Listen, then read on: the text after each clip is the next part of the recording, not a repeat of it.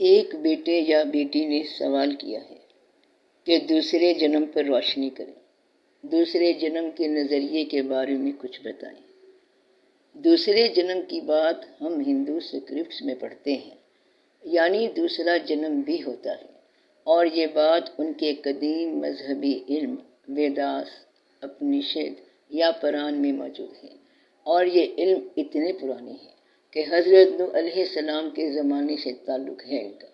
اور زیادہ تر سنسکرت زبان میں ہی لکھے گئے، پھر ان کے ترجمے ہوئے۔ اسلام ہمیں یہ بتاتا ہے کہ جس طرح ہم اس دنیا میں اس جسم کا لباس پہنا کر اتارے گئے ہیں، جو لباس اس دنیا کی آب و ہوا میں زندہ رہنے کے لیے مکمل ہے، اسی طرح جب اگلے جہان میں جائیں گے تو وہاں کی آب و ہوا، وہاں کے ماحول کے مطابق ہمیں نیا لباس ملے گا۔ ویداس کہتے ہیں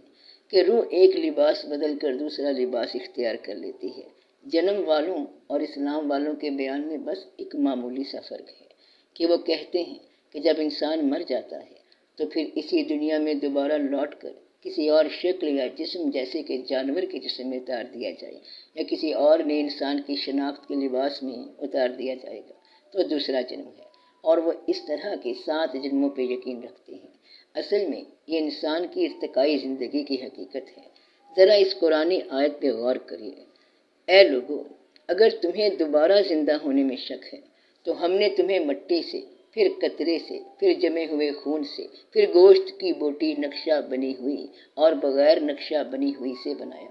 تاکہ ہم تمہارے سامنے ظاہر کر دیں، اور ہم رحم میں جس کو چاہتے ہیں ایک مدت معین تک ٹھہراتے ہیں، پھر ہم تمہیں بچہ بنا کر باہر لاتے ہیں، پھر تاکہ تم اپنی جوانی کو پہنچو، اور کچھ تم میں سے مر جاتے ہیں اور کچھ تم میں سے نکمی عمر تک پہنچائے جاتے ہیں کہ سمجھ بوجھ کا درجہ پا کر ناسمجھی کی حالت میں جا پڑتا ہے، اور تم زمین کو سوکھی دیکھتے ہو، پھر جب ہم اس پر پانی برساتے ہیں تو تر و تازہ ہو جاتی ہے اور ہر قسم کے خوشنما نباتات اگاتے ہیں۔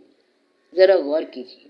اس آیت مبارکہ پہ کہ اے لوگو، اگر تمہیں شک ہے کہ تم دوبارہ نہیں زندہ کیے جاؤ گے تو پہلے تم مٹی کی حالت میں تھے، تم ہی تھے جو مٹی تھے، مٹی سے تم قطرے میں آ گئے، تم نے ایک زندگی نطفے کی حالت میں گزاری، پھر تم دوبارہ علقہ کی شکل میں اترے، وہاں سے تمہارا لباس مضغہ میں تبدیل کر دیا گیا۔ تم نے وہ زمانہ بھی گزارا جو ایسی شکل میں تھا جس میں تمہاری صورت بنی بھی ہوئی تھی اور نہیں بھی، یعنی صورت الانسان کی پہلی آیت کے مطابق تم پہ ایک ایسا زمانہ بھی گزرا جہاں تمہارا کوئی ذکر نہیں تھا، پھر ہم نے تمہیں ظاہر کر دیا، تمہارا ذکر کر دیا، اس طرح کہ تم اپنی ماں کے رحم میں اتر آئے۔ یہ بھی تمہارے جنم کی ایک نئی حالت ہے، اور وہاں پر بھی اس لباس میں، زندگی کی اس کیفیت میں تم زندہ رہے، اور پھر اس کے بعد اس دنیا کے لیے تمہیں ایک بچے کا لباس پہنا کر اتار دیا گیا، تاکہ اس پلینٹ کی آب و ہوا کے مطابق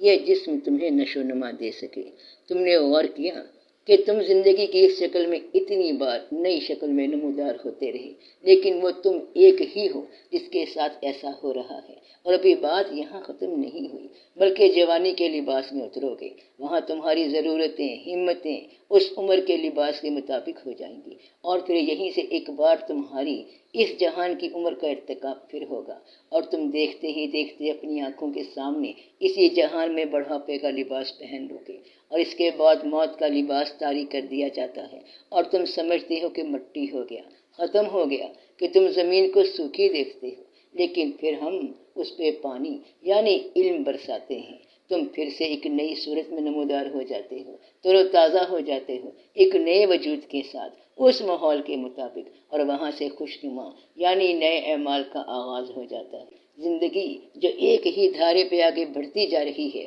مختلف صورتیں اور مقام اپناتے وہ اپنی منزل کی جانب رواں دواں رہتی ہے۔ زندگی کے ارتقاء کو مولانا رومی رحمۃ اللہ بھی اس طرح فرماتے ہیں کہ ابتدا میں انسان جماد تھا، پھر نبات بنا، صدیوں صدیوں نبات رہا، نباتی زندگی سے یاد نہیں ہے، نبات سے حیوان بنا، نباتی حالت اسے یاد نہیں، سوائے اس کے کہ وہ موسم بہار کی جانب لپکتا ہے، اس کا ضمیر کھیلنا چاہتا ہے، جس طرح بچے ماؤں کی طرف لپکتے ہیں اور پھر اپنے میلان کی یاد جاتی رہتی ہے، اپنے میلان کا راز نہیں جانتا، اس کے بعد حیوان سے انسان بنا۔ اس طرح انسان ایک عالم سے دوسرے عالم کی طرف چلتا رہا، یہاں تک کہ وہ عاقل اور دانا بن گیا۔ آج کے دور میں ڈارون کے نظریے کو بڑی فوقیت دی جاتی ہے کہ انسان پہلے بندر تھا اور بندر سے انسان بنا، مگر اس نے انسان کے ارتقاء کو بندر سے شروع کیا، جبکہ انسان کے ارتقائی منازل جو اس سے بہت پہلے شروع ہوئے اسے نظر انداز کر گیا۔ اگر اس میں روحانی آنکھ یعنی بصیرت کی آنکھ بھی موجود ہوتی تو اس کا بیان کچھ اور ہوتا، اور جو یہ سمجھتے ہیں کہ زندگی کا یا جنموں کا نظریہ ڈارون نے پیش کیا، تو اس سے پہلے صوفی مولانا رومی رحمۃ اللہ بہت پہلے اس بات کو اپنے الفاظ میں بیان کر چکے، اور مولانا رومی رحمۃ اللہ سے بھی بہت پہلے حضرت نوح علیہ السلام اس بات کو فرما چکے ہیں، جس کا ذکر قرآن کی ان آیات میں موجود ہے کہ تمہیں کیا ہو گیا، تم اللہ کی عظمت کا خیال نہیں رکھتے، حالانکہ اس نے تمہیں کئی طرح سے بنایا ہے، اور اللہ ہی نے تمہیں زمین میں سے ایک خاص طور پہ اگایا ہے۔ غور کیجئے